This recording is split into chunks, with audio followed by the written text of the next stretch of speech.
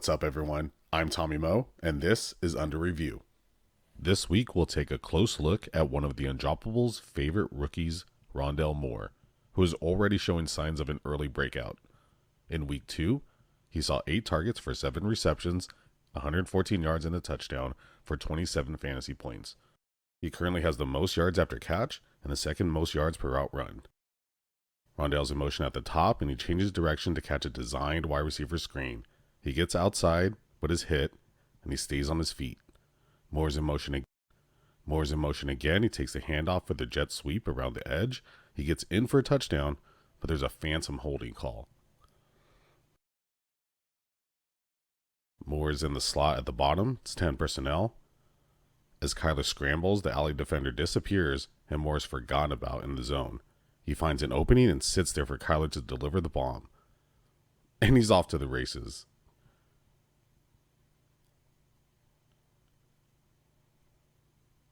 And the crowd goes wild. They love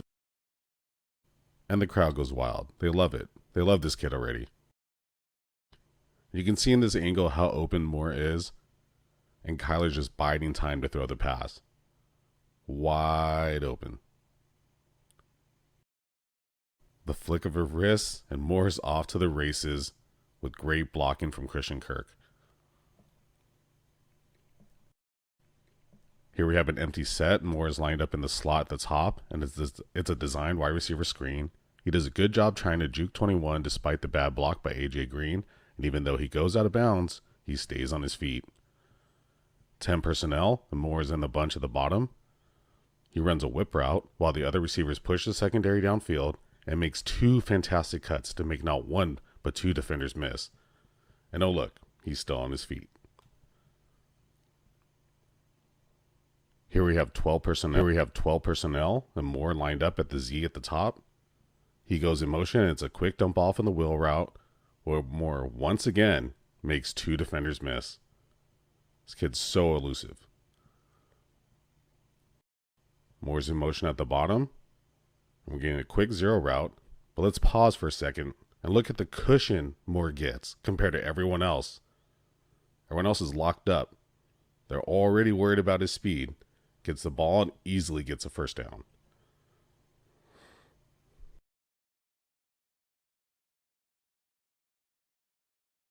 This excerpt from the Undroppables Rookie Draft Guide profile, elite workout metrics with a ridiculous breakout age,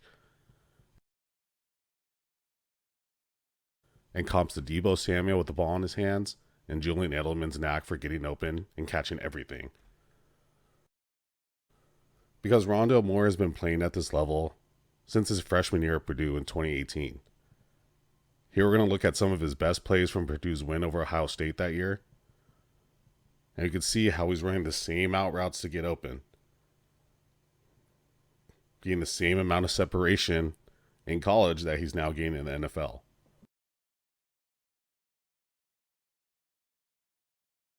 He's getting the most cushion out of everyone. And yes, he's in the slot, but it's giving him so much room to operate. Easily getting this catch.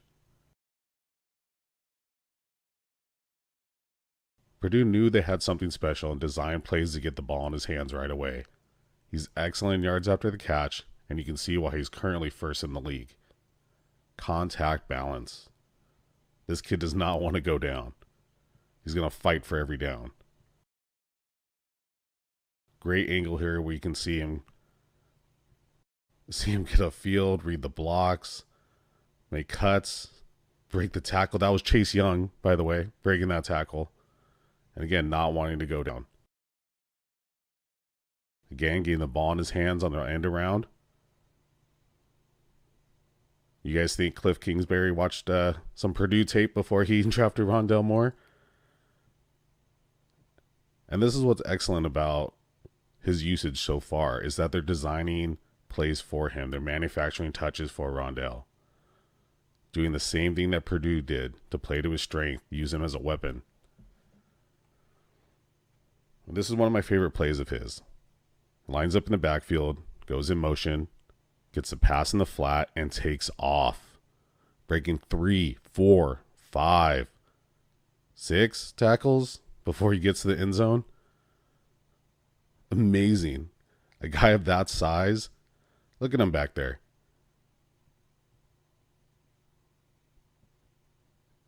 But he's got strength, he's got heart, determination, grit, tenacity, speed. He wants to win. This kid's going to be great. And I can't wait to see what he's going to do. So what to expect from Rondale Moore moving forward? He's currently commanding a 19.1% target share on the team, and his snap share increased from 29% in week 1 to 46% in week 2. He's tied with AJ Green in targets with 12, just behind Nuke with 13. And playing in the slot, he's not being covered by the alpha cornerbacks and is picking up a linebacker, safety, or nickelback, finding opportunities for mismatches in the alley and on the outside. And although Christian Kirk has 2 touchdowns on the year, he's only seen 12.5% of the targets. While DeAndre Hopkins will continue to be the alpha XY receiver on the team, and therefore command the majority of the target share, the potential for Moore to be the number 2 in targets is more than likely, as he's got more speed and quickness than AJ Green. And he has a more well-rounded skill set than Christian Kirk. Again, playing in the slot will give him opportunities to get open. And as we saw in the film, Cliff Kingsbury will continue to manufacture touches for Moore. Projecting for the rest of the season, I don't expect Moore to have a Justin Jefferson type rookie season, but if he can keep up the 6 targets per game and roughly 15 yards per catch, there's a very good chance Moore hits 70 plus receptions and 1,000 yards, easily making him a mid-level wide receiver too. And in most redraft leagues, making him the pickup of the season off of waivers. Moore is one of those guys that met all the analytics and tape measurables.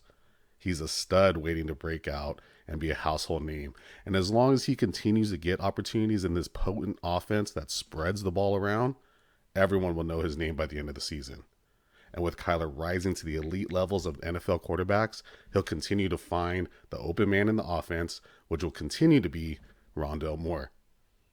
Thanks for tuning in, and make sure you like and subscribe below, because it sucks to suck.